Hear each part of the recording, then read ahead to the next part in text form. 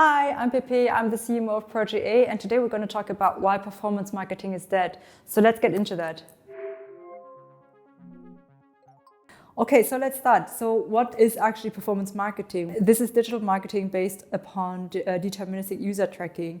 And we basically leverage three different elements when we talk about performance marketing and deterministic user tracking. One is reporting, two is optimization, and three is targeting. So I'm going to dive deeper into what I actually mean by that. So when I talk about reporting, that means that basically you know actually what the user does, right? So you know how many clicks or how many transactions your campaign has generated. So you actually can track that properly, and that makes it obviously much easier for you to make decisions on how much budget do I want to spend on each campaign, on each channel, and so on. The other part is regarding optimization. So obviously, if you basically fuel all those signals, those events data to the different systems like Google, Facebook, Snapchat, and so on, then it will obviously make it much easier for those systems or for those algorithms, as we like to call them, to optimize towards those. So, okay, let's go into one example where the user A has bought a pair of shoes of Nikes,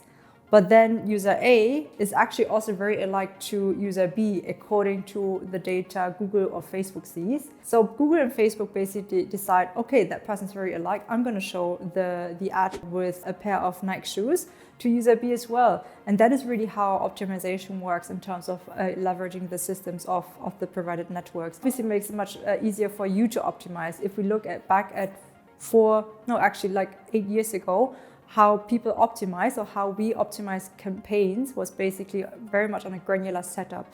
So we were able to see, okay, I'm actually spending this amount of money on campaign A, B, C, ad set X, Y, Z, and I was actually able to always drill down where I want to cut down costs or maybe even up the costs. Okay, so that was about optimization. Now let's move on to the targeting part. Obviously, user deterministic tracking doesn't only mean that we're able to actually report those numbers, but we're actually also able to identify or to understand how our users look like.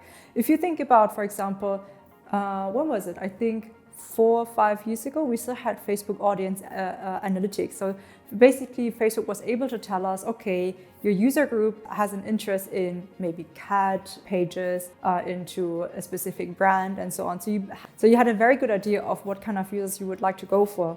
Now let's move on. So why do I actually believe that performance marketing is dead? So it started a while back ago already with ad blockers, right? So ad blockers that block our cookies, and hence you're not able to track the people. That already started the trend. And then what also happened is that more and more browsers are actually blocking not only third, but also in the meantime now first-party cookies, right? So we have Chrome, Mozilla, we have also Safari, whoever uses Safari. And most recently what we saw is that Apple actually announced that with their iOS 14.5 update, people or advertisers will not be allowed to access the IDFA anymore, the Identifiable Advertiser ID. So what that means is that users will have to opt in for both apps. So let's say, for example, the Zalando app and also the Facebook app, so that you can actually see if that user converts. So that is a very low number of people who would actually do that. So you actually see that we're moving into a direction where deterministic user tracking is just more and more difficult, and it's getting harder for us marketers to understand what campaigns work best, understand how we should set up the campaigns, but also what people do we actually want to target for. But is performance marketing actually dead? Very much dependent on the definition. I believe that it's slightly dead, but there's definitely a way out. So there are a few solutions we can apply and to be prepared for the change. So let's look into the solutions according to the 3 principles I just shared with you. So one is reporting. Why is it so difficult? I already explained to you. But what's the solution? And in my opinion, the solution will be testing. And what I mean by testing is really incrementality testing. So you basically have 2 groups of people. One group will be shown the ad, the other one will not be shown the ad. The difference between those 2 groups is basically what you call the incremental conversions. And that is metric you basically use to understand how much value your different channels or your different campaigns are actually bringing to your business. So in terms of how that basically changes our measurement is that we're moving from deterministic user tracking to a much more wider testing, And we're actually not looking into the different user journeys, but actually just want to understand like, okay, 2 groups, how much do I actually get out of that? Let's move on to the second part, which was optimization. There are 2 very interesting solutions. One is a bit hackier or a bit more difficult, and the other one is actually very easy. So the first one is server-to-server tracking. Server-to-server tracking is a new solution which is much more resilient in terms of the signals you can send. And what that basically means is that your servers are sending signals to either the Facebook, Google, Snapchat, and so on servers. And that basically circumvents all the changes I just mentioned, like browsers, ad blockers, and so on. So you'll be safe in that sense, but obviously you should only do that when you actually have the consent. So don't use server-side tracking if you don't have the consent.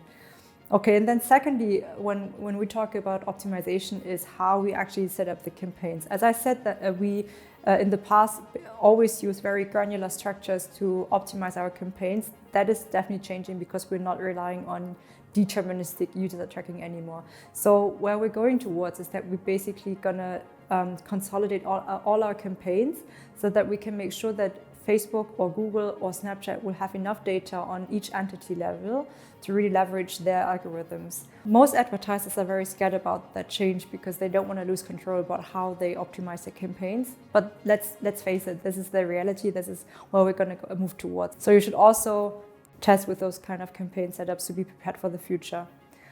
Okay, so we covered now reporting, we covered optimization. Let's move on to the targeting side. How we used targeting in the past was very good example. Retargeting, lookalike targeting, very specific targeting in terms of I want to target people who like exactly this page or something else. And that will be a bit more difficult. Retargeting, my assumption, will not be as significant anymore in the future as it is now. And that's for a good reason, I think. Nobody wants to be hunted down by ads. At least I don't want to. I want to see relevant ads. So what does it mean in terms of how we're going to target in the future? One is that we're going to broaden our targeting, meaning that we'll just be forced to go for that. And that's not necessarily a bad sign because you basically allow a wider pool for optimization. Secondly, you will rely much more on first-party data, obviously, and also use that still for lookalikes and so on. And third, for some cases, I do believe that contextual targeting will be much more relevant. Although with contextual targeting, there are also some challenges in terms of performance. But that's a story for itself. So we just covered why I think performance marketing is dead, but also what are the solutions we could use in order to circumvent that. I hope this was insightful to you. Please share with me how you actually deal with that. What are you seeing in your businesses? And share with me what you think about that. Maybe I'm completely wrong, which is also totally fine. Thank you.